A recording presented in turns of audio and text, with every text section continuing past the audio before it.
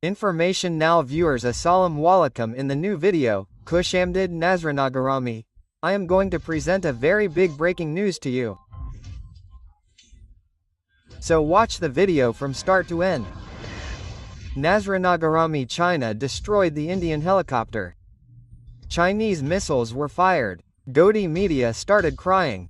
Before going ahead in the details of the video, please like our video. Subscribe to the channel and definitely click on the bell icon. I am going to present a very big breaking news to you that China has destroyed the Indian helicopter. Chinese dangerous missiles were fired. According to the details, clouds of war are gathering in South Asia.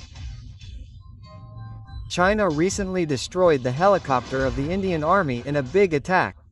Chinese missiles were fired. After this statement, Indian media, especially Gaudy Media, has started crying. It is busy in unsuccessful attempts to hide the truth. Today we will give you all the details in this video. How did this incident happen? What is the background to this? And what was the response of the Indian media? Border tensions between China and India are nothing new. But in recent times, the tension between the two countries has reached a new level. China carried out a major line of actual control military operation near the Lak, during which an Indian military helicopter became the target of a Chinese missile. This attack shook the entire region. There is an uproar in the Indian media. The history of border tensions between China and India is very old. It started in 1962, and this tension is actually based on the location of the borderlines in the Himalayas, where both countries make different claims. Especially on areas like Ladakh and Arunachal Pradesh, there are big differences between the two owners.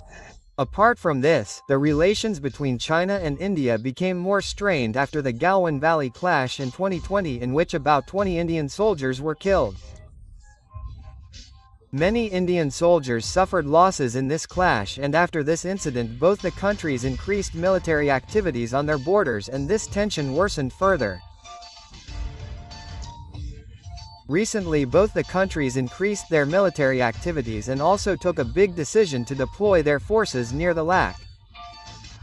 China strengthened the missile defense system while India has also deployed its military equipment there. During all this, the tension between the Chinese and Indian forces kept increasing, and finally this incident happened. According to reports, the Chinese army shot down the helicopter of the Indian Army near the line of actual control. The helicopter was on a normal flight when the Chinese missile targeted it. The Chinese army carried out this attack at a time when there were reports of retaliation from India. This incident could be the first step towards a major military conflict. The missile with which the Chinese army destroyed the Indian helicopter was part of the latest defense system. The use of this missile by the Chinese army shows that China has further strengthened its defense system and is ready to give an immediate reply to any attack from India. After the destruction of the helicopter, the Indian Army immediately alerted its defense squad. The Indian Army has accused China of the attack and threatened to take immediate retaliatory action against China. Till now, no major retaliatory action has been seen from India, which is probably due to China's military strength. China has advanced its missile technology in an unprecedented manner in recent years. The DSA ballistic missile system is a part of the DF-26 strategic force. The Chinese army is also equipped with modern technology and has made missile and air defense systems near its borders very effective. The Chinese air defense system is one of the 4 most powerful systems in the world. The presence of systems like S-400 has given China an edge in military power in the region, and with the help of this system, China shot down the Indian helicopter, and this incident has given a message to India that any threat against China can prove to be costly. The purpose of this action of China is to show India that it is fully prepared to face any kind of threat. China has intensified its military activities in recent months. It has made large-scale military exercises near the LAC. The purpose of this is to put pressure on India and strengthen its military power in the region. Especially the body media has always been very against the government. Apart from this, it is being said that China and India are face to face. China has decided that India may have to face a big battle.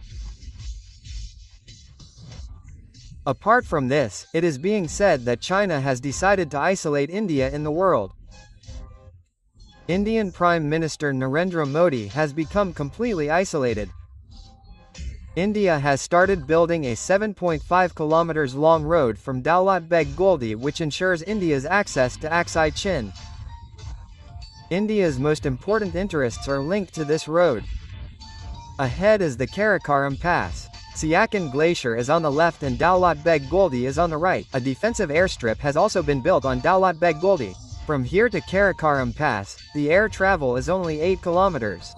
This has made China afraid that India has come too deep inside. China considered it necessary to capture it for the protection of its important strategic positions. Apart from this, China is not going to leave the occupied area because by doing so Beijing has killed two birds with one stone. They said that by doing so not only will Daulat Beg Goldi become unusable but India's advance towards Aksai Chin will be blocked and the entire pass and Aksai Chin will become safe for China.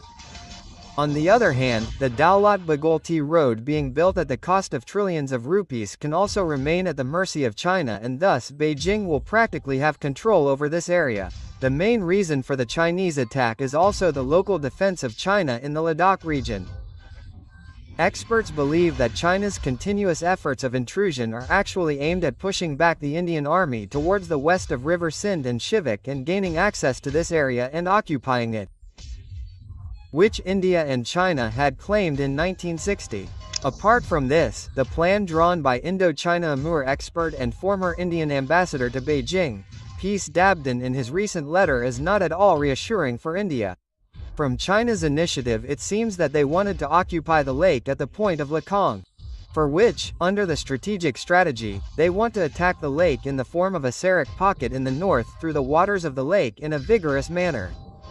This is the central point from where Chinese sources want to silently cut off India's access to Aksai Chin in the east and Shivak Valley in the north, as a result of which Indian control will be limited to the west of the Shivak River. In this way India will be forced to accept both these rivers as natural. If China succeeds in capturing the essential part of the Karam mountain range, it can easily reach not only the Siachen Glacier through the deep Sangdari route but also the Tash Gorakhand Junction where it enters Sea Pakistan.